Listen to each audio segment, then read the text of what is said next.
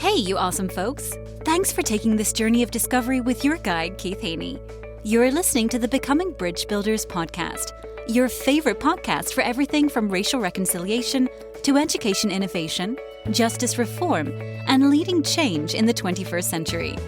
This podcast is for people who love to be challenged with difficult topics, but want practical solutions to solve these challenging issues. Becoming Bridge Builders makes change possible. Each week on the podcast, Keith invites innovative thought leaders to share how they are building bridges in their area of expertise. You will hear breakthrough ideas and concepts that are changing the world. He's featuring guests who are best-selling authors, leaders at Microsoft, entrepreneurs, leading educators, professors, lawyers, and so many more. Listen in to learn how you can be the bridge to the change you are seeking. My guest today, Eric D. Stone, has a passion for business that led him to an influential 26-year career in an iconic rental car company, Enterprise Holdings, where he quickly became one of the most decorated regional vice presidents in the company's history. His ability to connect and motivate employees from all different generations and demographics allowed his teams to sustain top-level results and a culture of pride. Eric attributes much of his success to his ability to create, ignite, and sustain a high-performance culture, one that enabled him to lead his team through challenges like 9/11, the Great Recession, the COVID-19 pandemic, the Great Resignation, along with extraordinary ability to adapt to the unexpected and help others do the same. Eric retired from Enterprise in 2018 and founded ClearPath Ventures, which specialized in guiding young professionals and businesses as they navigate their path to success.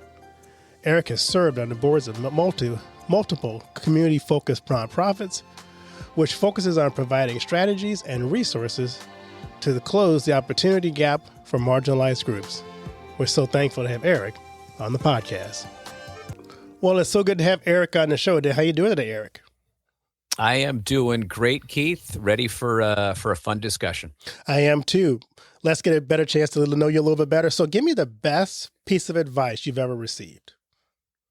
Oh, coming out swinging there, right? God, there's so many good pieces of advice. If I had to give just one off the top of my mind, it would be you can't win a negotiation if you're not willing to walk away. Wow. Was a real big one. And what was good about that is it wasn't just applicable to sales itself, but you almost can shift that into a lot of things like time management. You know, you're not going to be able to accomplish things you want if you always say yes. So sometimes you just have to say no. So I think that might be one of them, but there's a bunch. I love that. That's good. That's a good one. I'm always curious of my guests. You know, all of our journeys have people that along the way have inspired us. Who are some people or a person in your life that you want to kind of give a shout out to who really served to be an inspiration to you? Another tough question because there's just so many, you know. I mean, because it starts with your upbringing. It starts with your parents, my brother, my sister, who ground me to the values that I have. And then it goes to some people at work who I remember one of my first mentors. I remember the reason I signed my name the way I sign it was because of someone who was one of my mentors who actually showed me the whys behind why we do things. And it really made me understand, instead of just saying, hey, go sell, hey, go do this, it started to resonate of how it affects the bottom line. And so I've had a bunch. And then, of course, there's the people know. The legendary John Wooden that you'd read about and his pyramid of success, the Warren Buffetts of the world who are just so consistent and have that model of consistency over intensity. So there's just so many areas that you could pull from. I couldn't even just give one, but I gave a couple. That's good. I like that. Yeah. So the questions don't get any easier, but yeah, give us your personal story. I'm curious about your journey. So grew up in Western Mass. Loved, for whatever reason, always loved business. Always wanted to be in business. That's one thing I knew. I didn't know where. And I was the typical person who would, sell baseball cards or shoes or whatever, my odd jobs business with a friend of mine, Always love that interaction and dialogue. And went to school at Roger Williams for college with a business background. And as I always joke, since the Boston Red Sox weren't hiring a GM at the time, I found a company called Enterprise. At that time, it was Enterprise Rent-A-Car, and started my business career there. An office of 4 people. I was the entry level. And 2.5 decades plus later, I was able to climb that corporate ladder, learn from a variety of different individuals, had the ebbs and flows, the challenging days, the days that were amazing, and became an officer of the company. Was fortunate to lead a few hundred employees. We were well known for our team performance and balance. I've been able to take some of that skill set, and I would use it on some of the nonprofit boards I've been part of to keep giving back to those who are in need, that I'm very passionate about. I'm always very passionate about leadership development.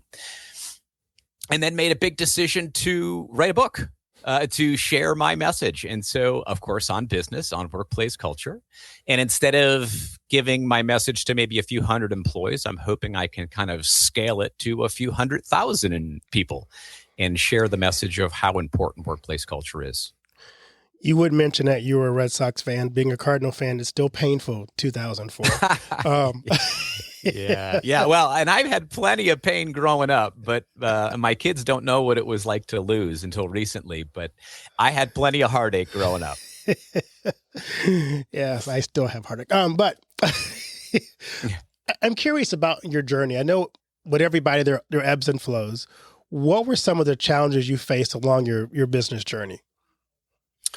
I think at the beginning, frankly, and thanks to my parents, but, I just wasn't getting the training I wanted early on. And some of the challenges were, that you'd come home, you want to do well. I was a little anxious. You get stressed out. You bring that home.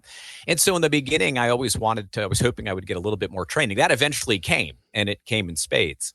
But I think that was one of them. I think when you don't get a promotion through your career, always a challenge, and you have to look at yourself in the mirror. And I had more than I'd be willing to share. Every one of them made me better. And then the stresses of, as you go through the management team, it's not just about you, it's about leading and influencing, and you can't answer a phone or go on a particular sales call. You're relying on a few hundred employees to deliver that message, and that's not easy. And so those are just a few challenges that I would have as I progress throughout my career. I love that. I love to ask this question. It was one of the ones that I first heard from Simon Sinek. So what's your why? Yeah, that's a deep one too. And he's such a legendary thinker with his golden circle. And for me, if I had to pin it down, I'd probably say, hence the book portion, I felt I had something. I wanted to unlock people's potential. If I could do really one of two things: help people unlock their potential, or try to figure out why everyone hates what they do. People don't have to be so miserable at work. And usually it comes to a bit of a leadership gap and sometimes the employee gap of some things they could do better. But if I had to pick a few things, it'd go in that realm. It's unlocking someone's potential and trying to figure out why so many people are so unhappy at work. They don't have to be, because that carries at home. And then you come home to your significant other, your kids, and it's a powerful thing. So those would be a few. I love those. So let's get into your book. I can't wait to talk about it more, because I think workplace culture is probably a big topic in today's society, especially the workplace. And your book is titled Jumpstart Your Workplace Culture, a Roadmap for Igniting High Performance. So let's talk about, what is the biggest myth about workplace culture? Stay with us. We'll be right back. And now a word from one of our sponsors, For Freedom Mobile. If you're using AT&T, Verizon, or T-Mobile, then you're being tracked. Mobile providers collect your location, communications, internet activity, even your financial transaction. They sell that data to anyone willing to pay for it and provide it to the government without a warrant. Switch to For Freedom Mobile, and you won't ever have to worry about Big Tech or Big Brother tracking you through your mobile phone again. For Freedom Mobile provides secure, unlimited talk, text, and high-speed data for just $29.99 a month, and it includes free internet roaming in over 200 countries. Sign up for the service by visiting forfreedommobile.com and using the promo code Bridge Builders to get your first month for only $9.99. See 4freedommobile.com for details, just like the number 4, freedommobile.com.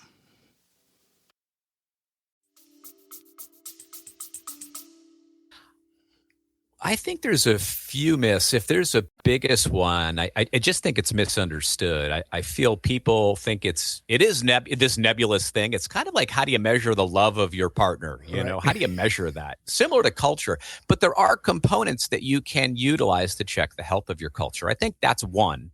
I think the other is it's thought of being, this soft, philosophical hugs and high fives, just about values, and it's so much more. It is so much more to you. For me, it was the catalyst to execution. It was the reason people get out of bed and come to work to achieve something that's uncommon and have this unique period of excellence together as an organization for this sustained period of time. And it was all this unique culture of getting all these behaviors in action. And I think that would be a simple form of what I feel it does versus what it's not. We all know we're in a bad workplace culture.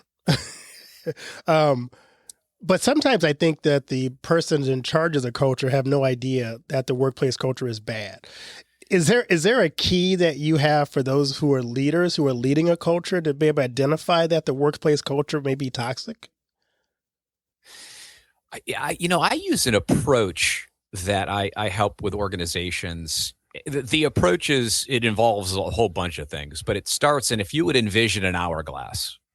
And so what do leaders need to do is the first top of the hourglass, for those who aren't on video, but there's the top where you're pulling and listening, observing, and learning. And so the leaders have to have settings and platforms in which they truly, from customers, employees, stakeholders, board members, whomever they're pulling from, they've got to have some regular cadence of how they're doing it. And as they pull the information, the hourglass, if you'd envision one, kind of comes out and then slowly gets a little skinny right where the sand comes out. And as they pull the information, gather and commit their team to achieve the things that they want to, there's that clarity point. And in that clarity point are usually the 3 to 5 priorities that will help them get back on track. And it can't be too complicated. And as they get those clarity moments, the hourglass slowly opens up a little bit. And that's where they have to reinforce through coaching, training, reviews, anything to get all and every level behind the initiatives that they have.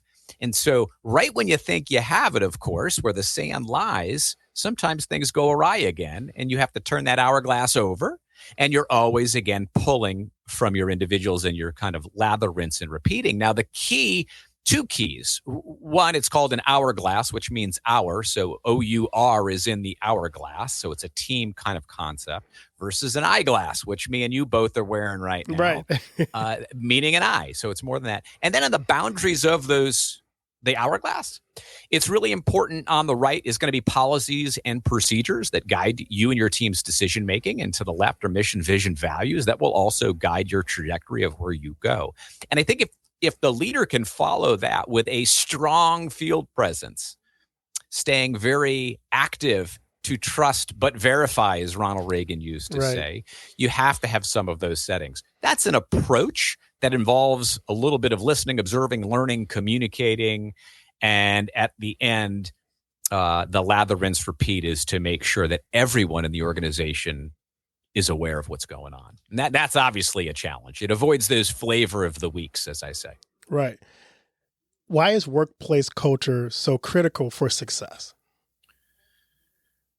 Well, a big part of workplace culture, I call it one of the 6 components or 6-point inspection to the measurement of, is engagement. And when you have an engaged workforce, which is a big part of workplace culture, it tends to lead to really strong outcomes. And so if you go to the Gallups of the world, who, provide you all this data, when they look at their top, all the organizations they work with, when they look at the top quartile of the top performers in engagement versus the bottom quartile, there's a huge correlation to business outcomes. It's a 10% difference in customer service and loyalty. I think it's a 23% difference in profitability. I think it's an 18% difference in sales productivity. And I think they reduce absenteeism by 81%. And when you just look a little bit of the outcomes that happen when you have an engaged workplace, which is a piece of workplace culture, you get the right outcomes going. I think that's one critical component. Plus, of course, it's this human-centric approach to living your values that you constantly should be talking about. So you led, from your bio, a successful, high-performing team. What were some of the characteristics of your team that you put into your book, or maybe you share with people as you talk about, this is what it looked like for me? I would look no further than the simplicities of these 5 factors of engagement that we wanted to build throughout our organization. And we would design our organizational strategy or our engagement strategy based on these 5 principles or factors. And the first was you have to have a strong relationship with your manager. And so through all levels of the organization, what are you guys doing? So I felt through initiatives and or the interview process or training, you got to develop a strong relationship. You have to be clearly communicating your expectations and goals. And so we would have a lot of settings, whereas that hourglass was that clarity part where the sand goes out. It was critical that everyone knew the 3 to 5 priorities that we were all trying to achieve together. You would be part of a very big training environment, where from hire to retire, as you're in those confines, you always have a roadmap of training and coaching, and giving ability for someone to achieve the desired outcome was critical. I think knowing and developing your team personally and professionally, what are those things that you really get to know about your team and watching them grow personally and professionally. And then I think the last of the 5 is the ability to reward high performance. So recognize effort, reward high performance. And I think those are a few factors that helped us all achieve some of the things that we were trying to do together. How does that differ in an organization that's a nonprofit? Because I work a lot with nonprofits. And the incentive structure, of course, is very different than the corporate structure. So how do you translate that into a nonprofit setting? Well, I still think, rewarding doesn't always have to be, or it doesn't have to be money necessarily, though I think there has to be components through goals. Sometimes, you have to figure out on the motivational factor, what is it? Is it time off? Is it currency, meaning money? Is it a plaque? Is it a special shout out? Is it just recognition? So I actually personally, and being on a few boards in the nonprofit space, don't see those factors exist. And I think that they can be, whether it's the same thing, Keith, with hybrid, remote, in person. These factors cross.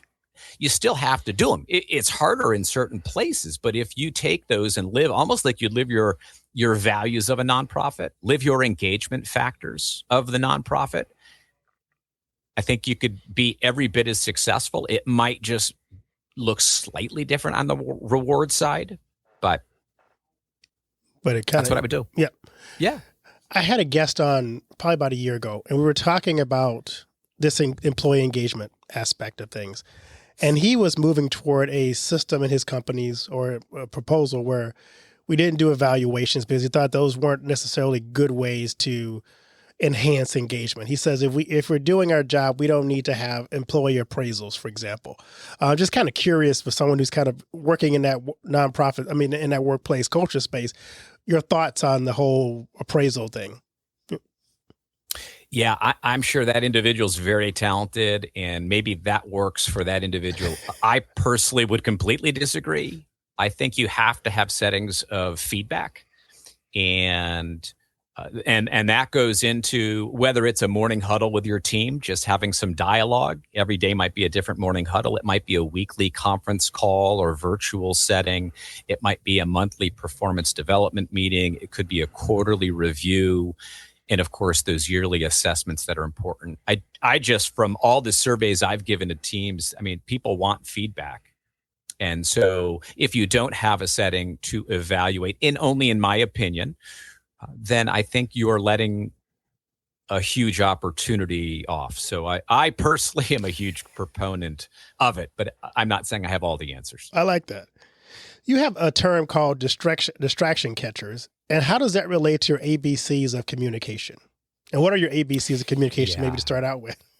Yeah, great. So in my opinion, I think the key that organizations can sometimes miss is they get confused on the ABC. So the A is the amplifying the message. And that is when you get new technology that comes out, a very important policy or procedure. Maybe it's a pay raise. I mean, something really exciting and important that's going on. Maybe you're rebranding.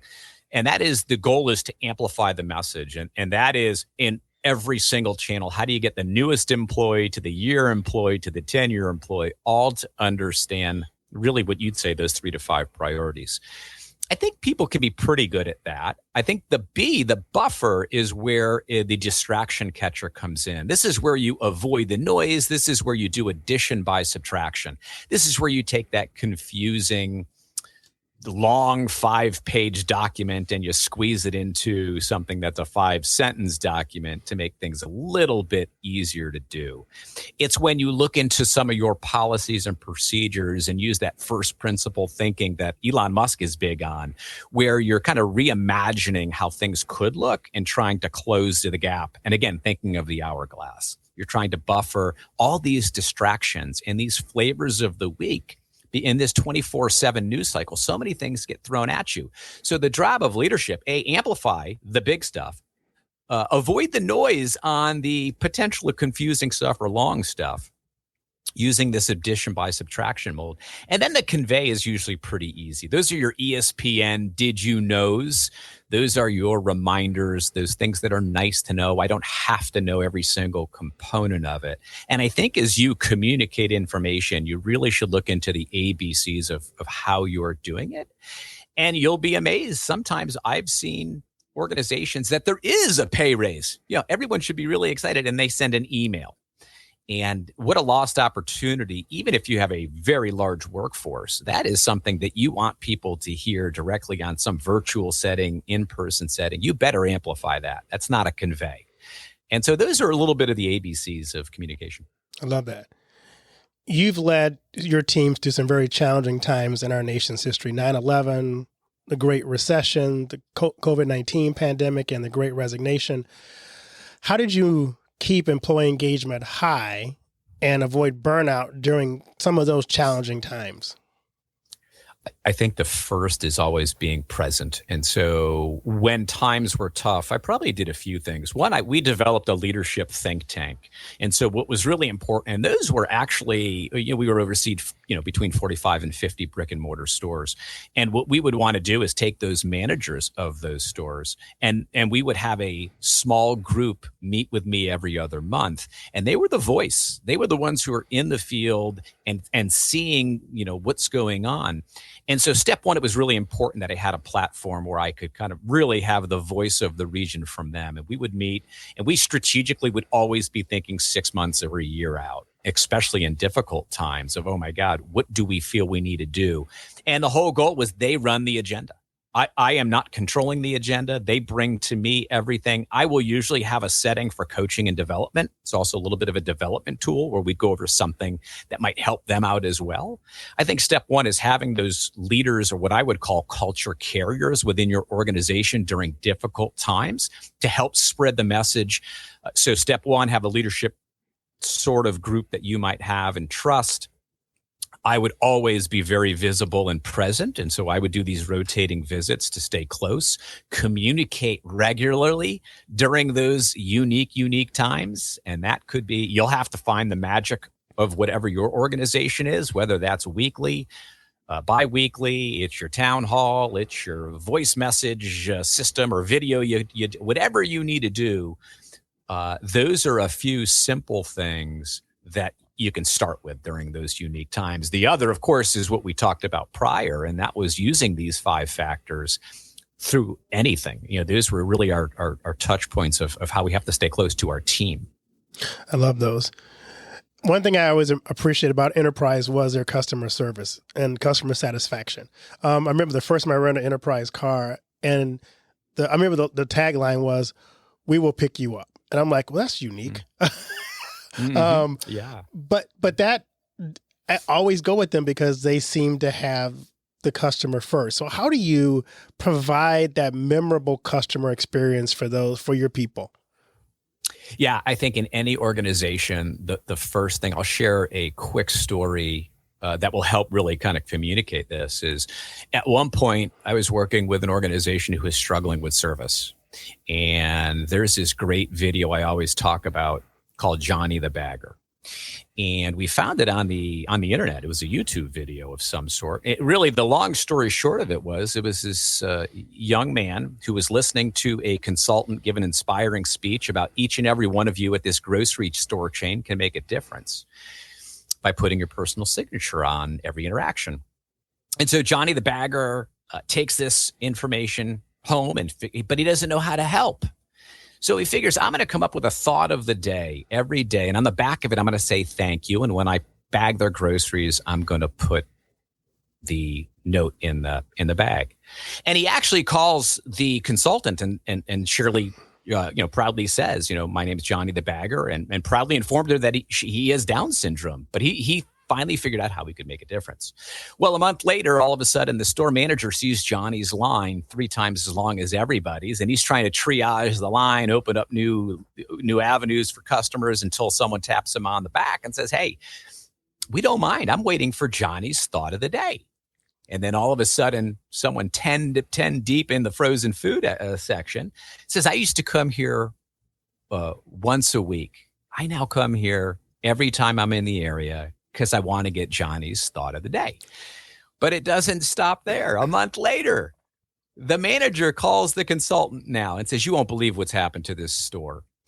Our floral department has now joined the cause of transformation. And every time they have a unused or I think it's a broken flower, unused corsage, they would go pin it on an elderly individual or a young child as they were walking around the store. And it completely changed the experience for everybody. The customers are coming back, all because Johnny chose to make a difference. And so we ended up taking that video, and that became part of the new hire orientation because they wanted to know the behaviors that will go around customer service is everything. And so you have to eventually take what your behavioral is, put it through your training. So they put it into the training classes. Every employee, it's only a 3-minute video, would view the video, and it would be a reminder throughout their journey. We then said, well, okay, that's great, but we want this part of a weekly customer service meeting. And so we're always going to recognize who's the Johnny the Bagger this week. And they would get nominated. Well, at the end of the month, guess what they do? They bubble up the Johnny the Bagger moment. And at the end of the month, gets funneled all the way up to the top leadership, and they pick a Johnny the Bagger of the month. They take the Johnny the Bagger of the month, and they recognize and reward them with an award at their monthly get-together. And so it's a simple way of, how do you take change behaviors, put it into the system, train, develop, review them on it, have a setting or an initiative for it, and then recognize it. And if you think about it, it actually touches many of those factors of engagement. And so that's what organizations need to try to do is, of course, constantly coach, train, and develop your team on how to handle those unique situations. Oh, I love that.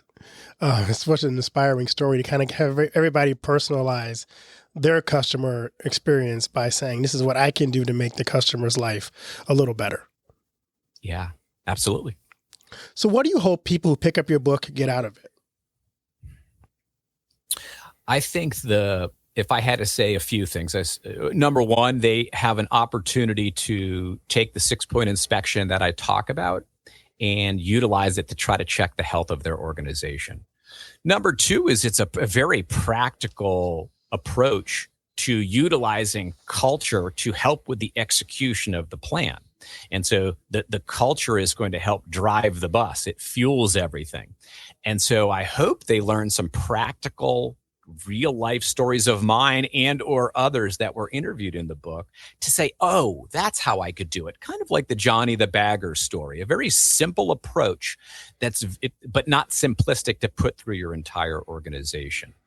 And a little bit of maybe demystifying what culture is. It can be empathetic, but accountable. You can have high character with high standards. And I think those would just be a few that I'd hope the reader will be able to get. That's great. So, Eric, what are you excited about in this phase of your life, this season of your life? Well, I think personally is just frankly watching I have 3 kids. So having an opportunity to watch them, my youngest is 19, my daughter is 23, and my son's 24, watching them grow personally is really, really fun. And then professionally, me and my wife have this book that we're going to go out and spread the message that will hopefully impact a whole bunch of people to kind of, when you said, what's your why? I don't want people to hate what they do all the time. And I think if they read this book, it'll help guide them, and specifically leadership, of how that they can have that, balanced approach to success. That's awesome. I love to ask my guests this question. What do you want your legacy to be? Oh boy. That is another deep one, Keith. I think for me, I look at what my what I want my kids to think of their dad. I actually gave them to this question.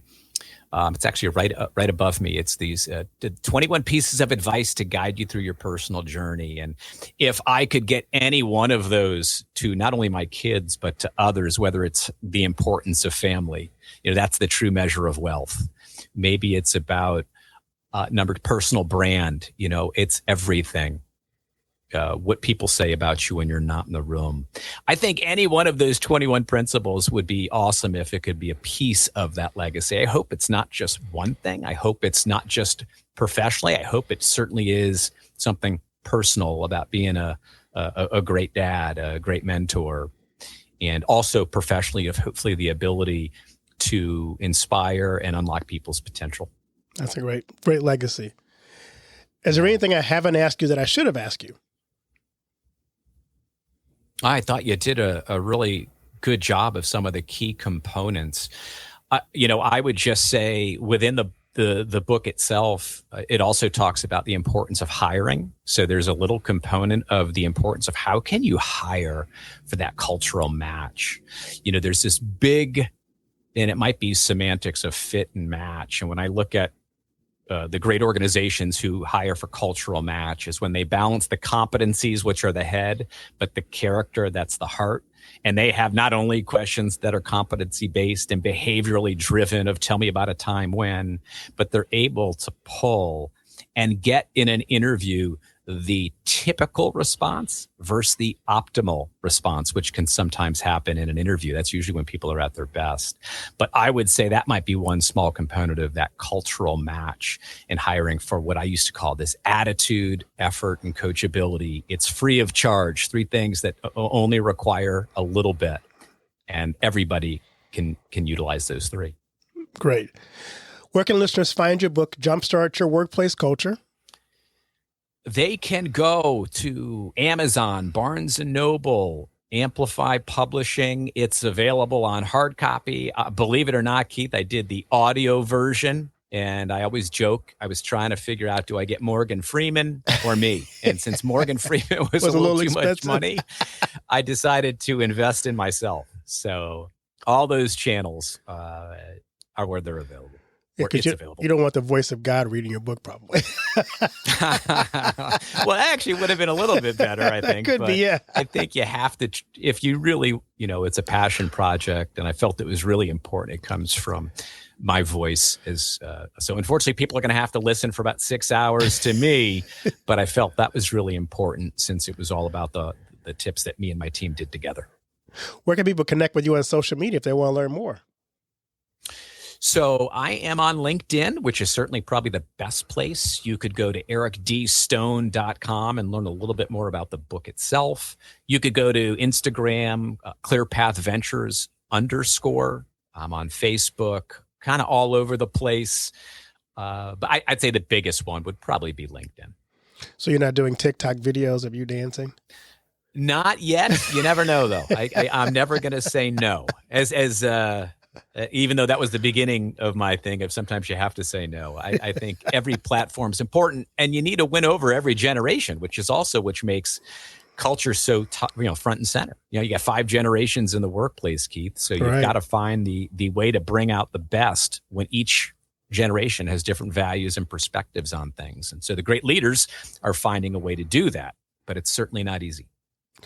Eric, thank you so much for taking the time before Christmas to have this awesome conversation, and blessings on your book, and may people pick it up and help change their workplace culture.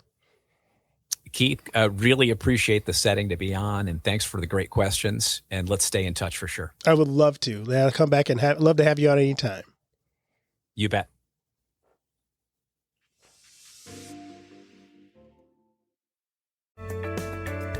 Thanks for listening to Becoming Bridge Builder. If you enjoyed this episode and want to help support the podcast, please subscribe and share it with others. Post about it on social media or leave a rating and review. To catch all the latest from me, you can follow me on Instagram at @bkeithhaney and on Getter and Twitter @RevHeadpin or on his website at alightbreakthrough.org. Thanks again, and tune in next time. Do you know that most entrepreneurs hit a revenue ceiling and have no idea why? They're working harder, spending more money, running more ads, but revenue stays flat. My friend Dr. Noah St. John calls this the invisible break. He's giving our listeners a free revenue ceiling audit to help you see what's really holding you back. You'll get a free 30-day membership to Noah Bot, giving you access to Dr. Noah's 30 years of experience to help you reach your next level. But hurry, because there's only 50 available this month. So if you're tired of being stuck at the same revenue level and want to finally break through, get your free revenue ceiling audit at drnoahvault.com in the affiliate link that'll be listed in the show notes. Thanks for listening to Becoming Bridge Builder. If you enjoyed this episode and want to help support the podcast, please subscribe and share it with others. Post about it on social media or leave a rating and review. To catch all the latest from me, you can follow me on Instagram at @bkeithhaney and on Getter and Twitter @RevHeadpin. Thanks again, and tune in next time.